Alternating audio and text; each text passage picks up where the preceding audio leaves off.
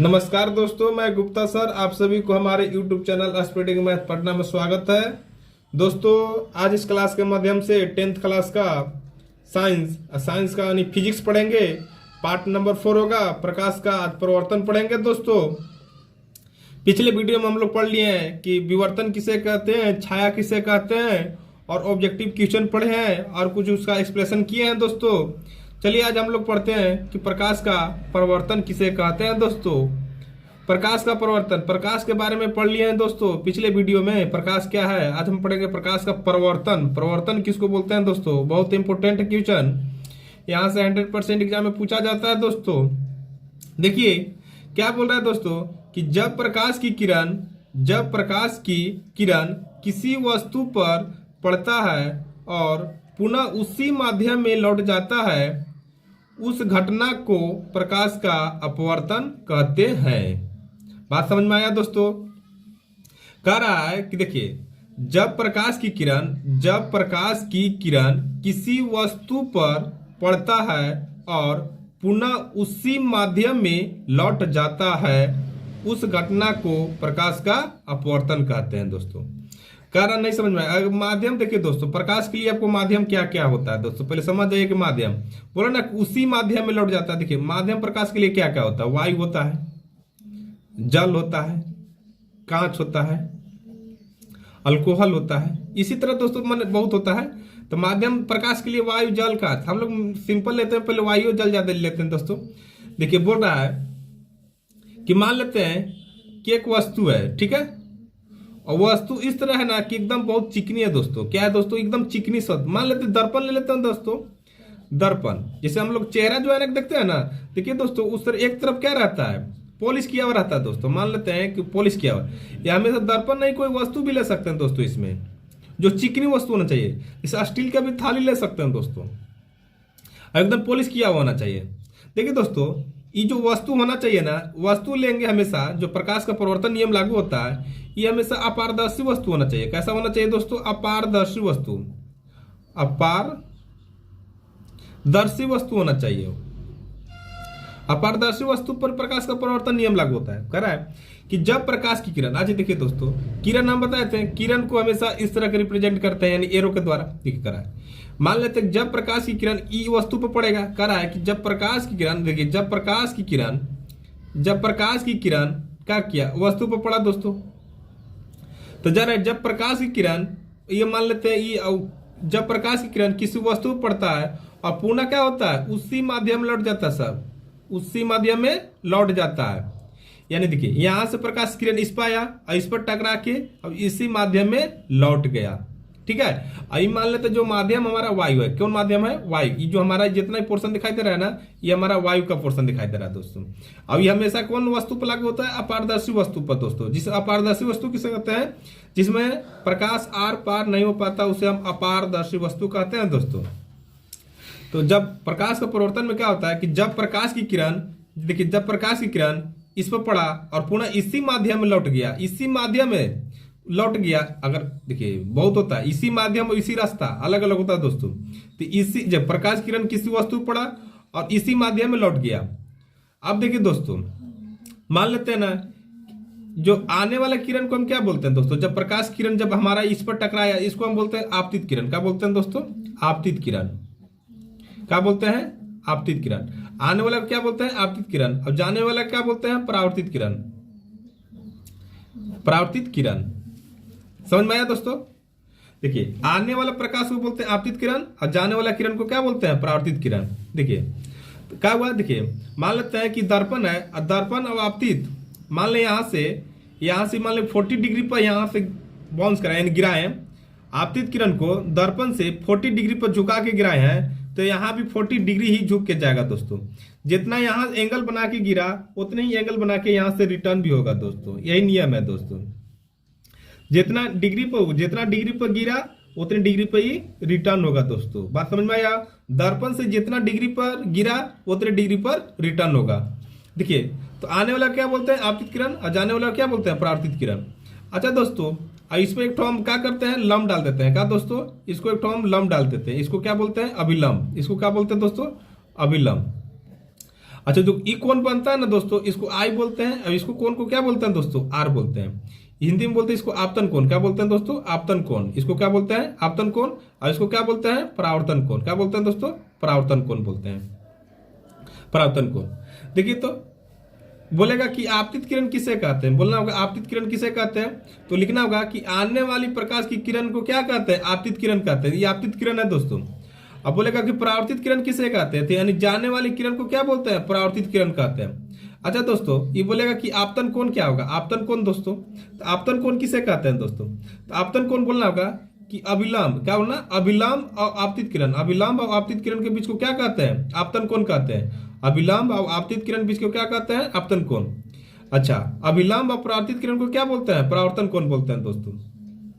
अब यहाँ जो देखिए आपतित किरण, अपरार्थित किरण तथा अभिलंब, यहाँ जिस पॉइंट पर मिलता है ना, उसके क्या बोलते हैं दोस्तों, आपतन बिंदु कहते हैं। क्या दोस्तों कहते हैं, आपतन बिंदु कहते हैं दोस्तों। क्या कहते हैं, आपतन बिंदु कहते हैं।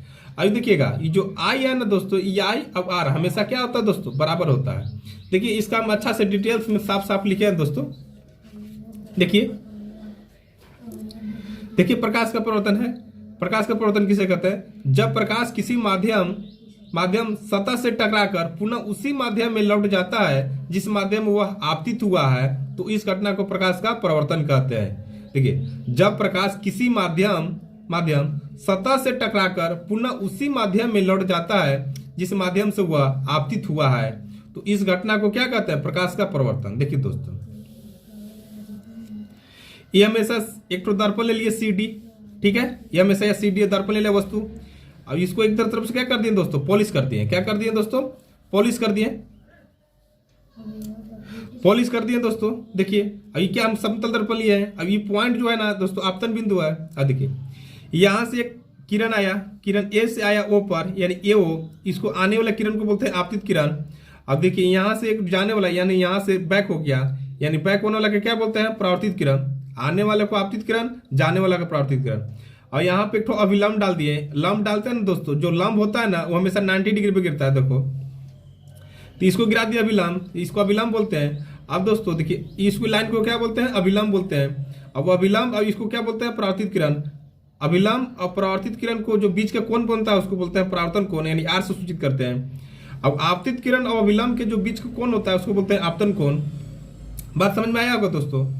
अच्छा, ये भी देखिए हमेशा जो होता है आई बराबर आर होता है दोस्तों, यानी आपतन कोण बराबर परावर्तन कोण होगा। अच्छा, यहां से देखिए आपतित किरण दर्पण से जितना डिग्री कोण बनाएगा, आपतित किरण दर्पण, देखिए आपतित किरण मान यहां से 50 डिग्री का कोण बना रहा है, तो यहाँ भी क्या होगा दोस्तों, 50 डिग्री होगा। बात समझे, जितना एंगल पर गिरा उतना एंगल से यहाँ से क्या होगा, रिटर्न होगा।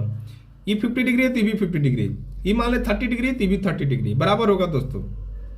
ठीक क्या है, समतल दर्पण। अच्छा देखिए दोस्तों, अब तो समझ में आ गया परावर्तन किसे कहते हैं, इसका परिभाषा लिखिए, फिगर बना लीजिएगा दोस्तों, आपतन कोण, परावर्तन कोण। अच्छा देखिए तो देखिए तो प्रकाश का परिवर्तन हमेशा अपारदर्शी वस्तुओं से ही होता है। क्या होता है, अपारदर्शी वस्तु। ये बोलेगा कैसा वस्तु होना चाहिए, तो अपारदर्शी वस्तु से ही होता है दोस्तों। अच्छा देखिए, अब हम लोग जो आपतित किरण, आपतन कोण, परावर्तन कोण, अभिलंब, परावर्तित किरण, आपतन बिंदु, तीनों का हम लोग परिभाषा पढ़ लेंगे। देखिए दोस्तों, आपतित किरण किसे कहते हैं, किसी सतह पर पड़ने वाली किरण को आपतित किरण कहते हैं। देखिए आपतित किरण जो है ना, आपतित किरण किसी सतह पर पड़ने वाली किरण को क्या कहते हैं, किसी सतह पर पड़ने वाली किरण को क्या कहते हैं, आपतित किरण। अच्छा देखिए, आपतन बिंदु है, क्या है, आपतन बिंदु। बोले आपतन बिंदु किसे कहते हैं, जिस बिंदु पर आपतित किरण सतह से टकराती है उसे आपतन बिंदु कहते हैं।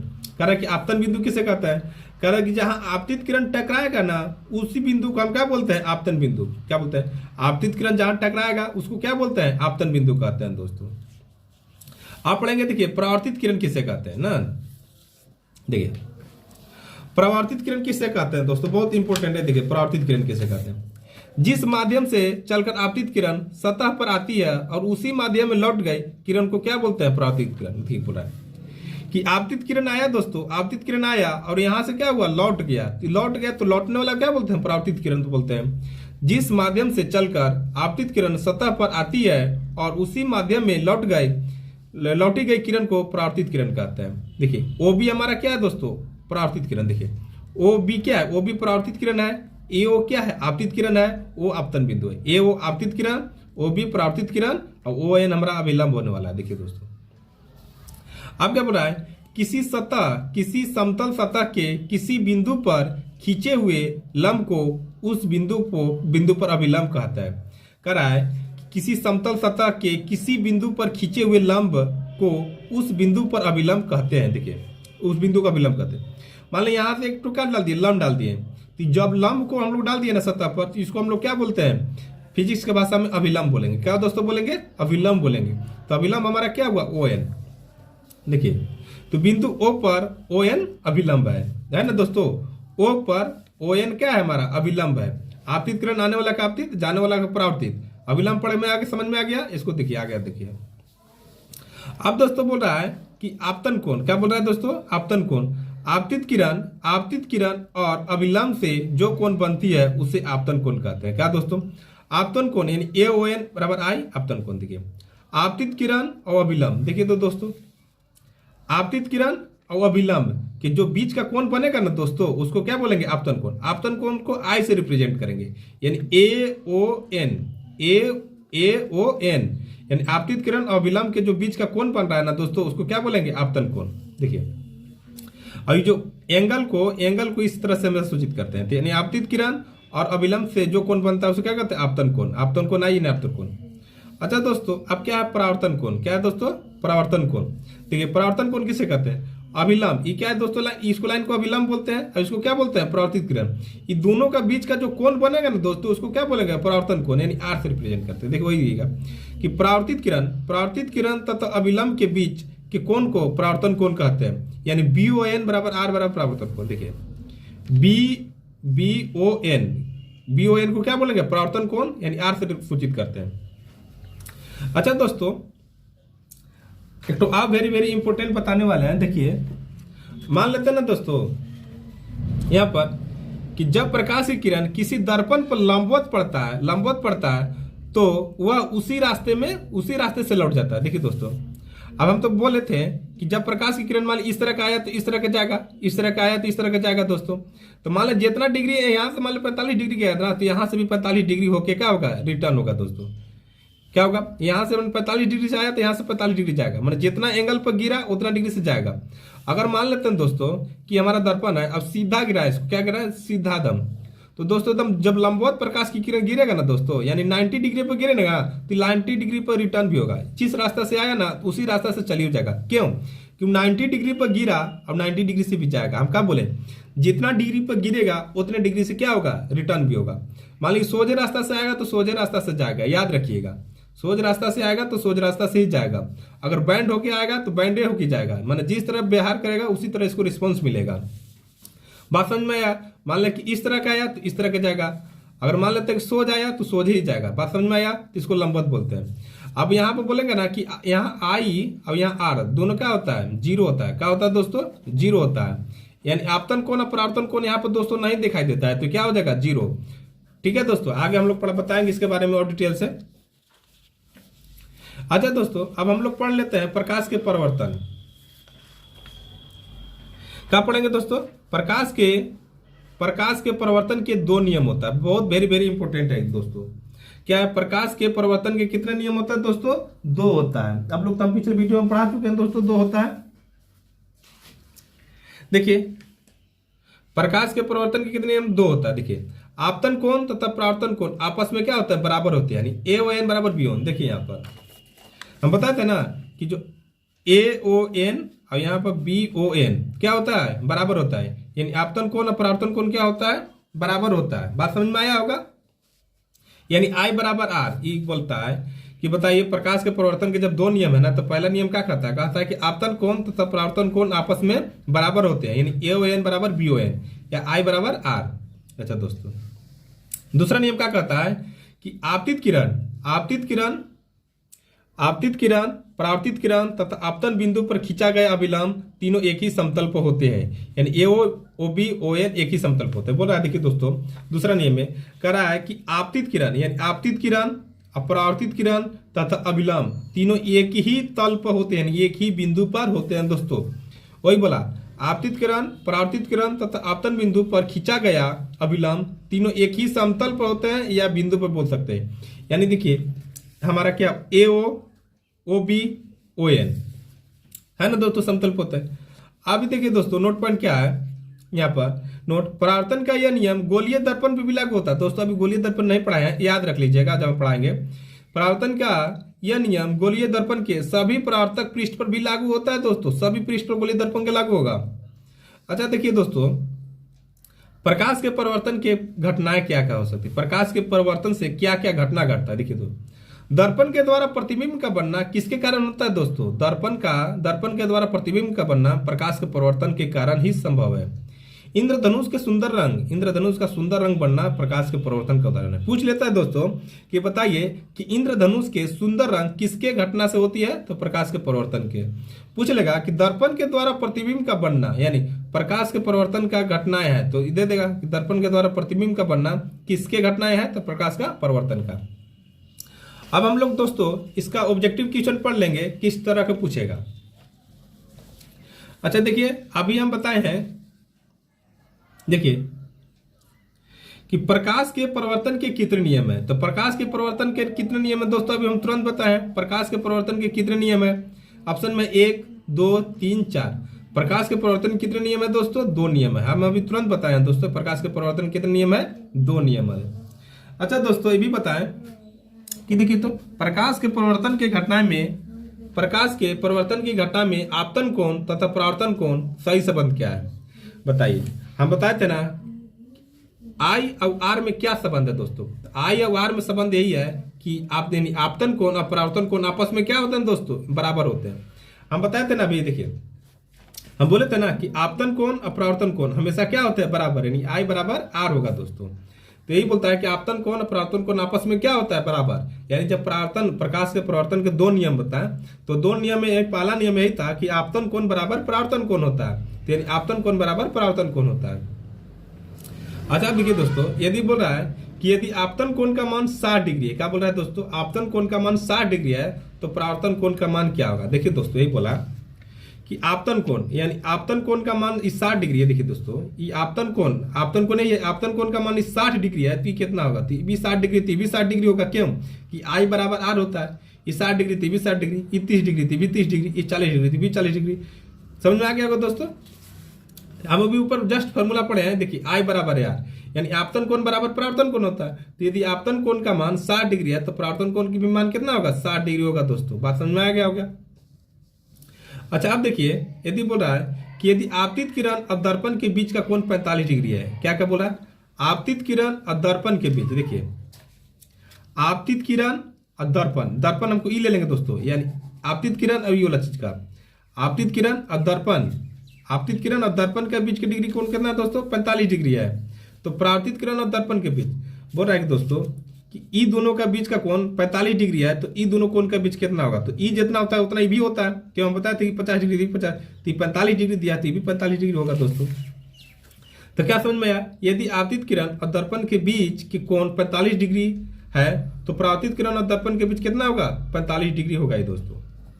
क्यों, आपतित किरण और दर्पण के बीच के जो इतना कोण होता है ना, उतना ई दोनों भी बराबर होता है, ये दोनों भी बराबर होता है। अच्छा बहुत इंपॉर्टेंट क्वेश्चन है, एग्जाम में भी पूछा जाता है दोस्तों, कंपटीशन के एग्जाम में भी बहुत देखिए दिमाग लगाने वाला क्वेश्चन है। यदि बोला है कि यदि परावर्तन कोण 20 डिग्री है, कितना बोला है दोस्तों, परावर्तन कोण, देखिए दोस्तों ये बोल रहा है, देखिए परावर्तन कोण 20 डिग्री है, तो परावर्तित किरण और दर्पण के बीच का कोण कितना होगा। बोल रहा है दोस्तों कि देखिए हमारा ये जो बोल दिया ना कि ई परावर्तन कोण कितना है दोस्तों, 20 डिग्री है, तो 20 डिग्री है, तो बोल रहा है कि परावर्तित किरण और ई दर्पण कितना बीच होगा। देखिए दोस्तों ये हमेशा जो होता है, ये देखिए तो 90 डिग्री पे यहाँ से हुआ दोस्तों, ये 90 डिग्री पे गिरा ना, तो 90 डिग्री पे गिरा, तो यहाँ से यहाँ तक कितना हुआ 20 डिग्री, तो यहाँ से कितना होगा 17 डिग्री होगा दोस्तों। क्योंकि दोनों मिला के कितना होता है 90 डिग्री। देखिए ये लंब है, तो लंब है हमेशा 90 डिग्री बनाएगा, तो 90 डिग्री बनाएगा, तो यहाँ तक कौन तो 20 डिग्री, तो यहाँ से यहाँ कितना होगा दोस्तों 17 डिग्री होगा ना।